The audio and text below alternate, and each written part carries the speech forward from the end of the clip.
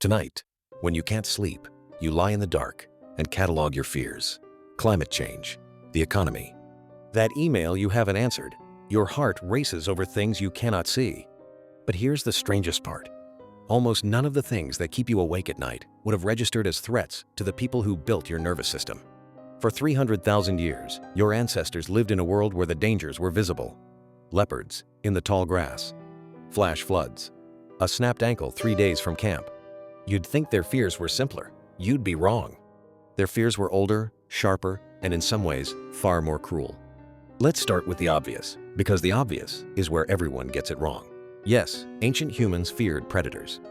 A leopard can kill you in seconds. A hyena pack can take you apart while you're still breathing.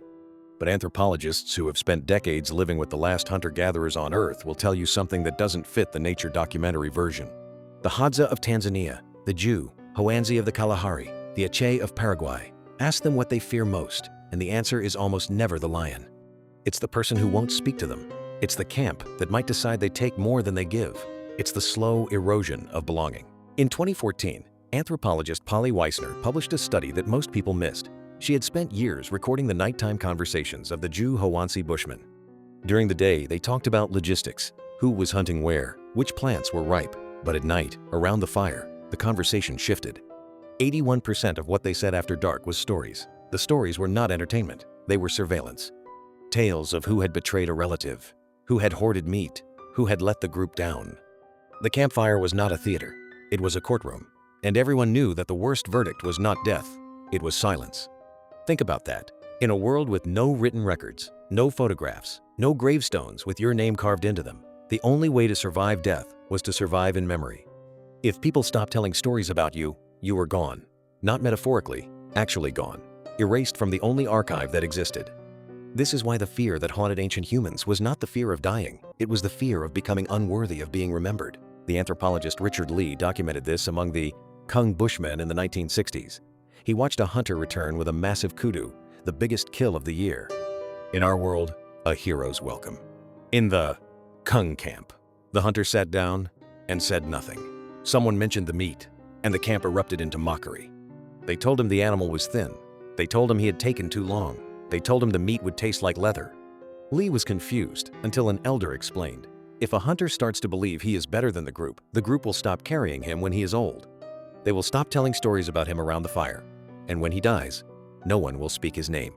The fear was not that the lion would get him. The fear was that the lion would get him and nobody would bother to warn the children. But there was something even deeper, and scientists are only beginning to map it. In the 1990s, evolutionary psychologists studied what they called the social risk hypothesis. They compared threat detection across cultures and found something unexpected. In small-scale societies, the stress response was triggered more reliably by social conflict than by physical danger. A hostile glance from a relative produced more adrenaline than a snake in the path.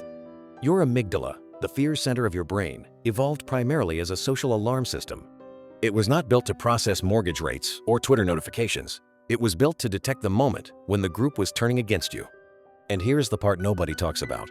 Ancient humans did not fear the dark because it contained predators. They feared the dark because it contained exile. In a band of 25 to 30 people, there was nowhere to hide a grudge. If you stole food or broke a promise, the knowledge traveled faster than a virus.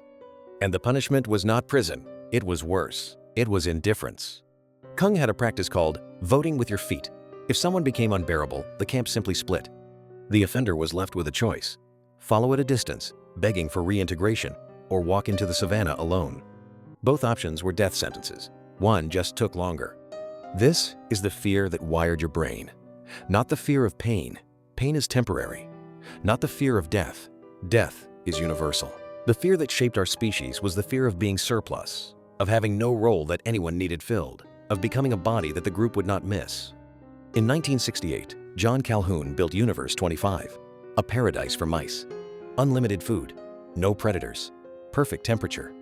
And within 5 years, every single mouse was dead, not from disease, not from starvation, from the disappearance of meaningful roles. When the population grew faster than the colony could generate purpose, the mice stopped functioning. They groomed themselves to perfection and waited for death. Calhoun called it the death of the spirit. He said it happened years before the death of the body. We look at those mice and we think we understand the warning, but we don't, because we are still running the same software. Your fear of being left out, your dread when you see friends together without you, the nausea when you weren't invited. That is not insecurity. That is your amygdala doing exactly what it was built to do. It is reading the oldest signal in the human repertoire. You are being edited out of the story. Modern life has made this worse in ways your ancestors could not have imagined. In their world, you knew everyone who could judge you. You knew their names. You knew their children. The total number of people who could damage your reputation was roughly 30. Today, you carry the theoretical judgment of 8 billion people in your pocket. Your brain cannot tell the difference between a hostile glance in the camp and a stranger's comment on the internet. To your nervous system, both are existential threats. Both register as the first step toward exile. But there is a twist here, and it changes everything. We assume ancient humans were tougher than us, less anxious, more grounded. The evidence says the opposite. They were terrified, constantly. Their fear was just aimed at a target that made sense, a target that kept them alive. And in a brutal way, it worked. The human beings who survived were the ones who could read a room. Who could detect the subtle shift in posture that meant you were falling out of favor? Who could modulate their behavior to stay inside the circle of safety? Your anxiety is not a malfunction. It is a survival tool that has lost its target. The psychologist Thomas Gilovich once ran a study at Cornell. He had students wear embarrassing t-shirts into a room, and guess how many people noticed? They guessed 50%. The real number was under 25. The students felt like they were under a spotlight. They weren't. But here's what Gilovich missed. In a tribe of 30, they would have been under a spotlight. Every choice of clothing, every stumble, every awkward silence would have been cataloged and discussed around the fire that night. The spotlight effect is not an illusion. It is a memory of a world where everyone really was watching, because everyone had to. So what did ancient humans actually fear?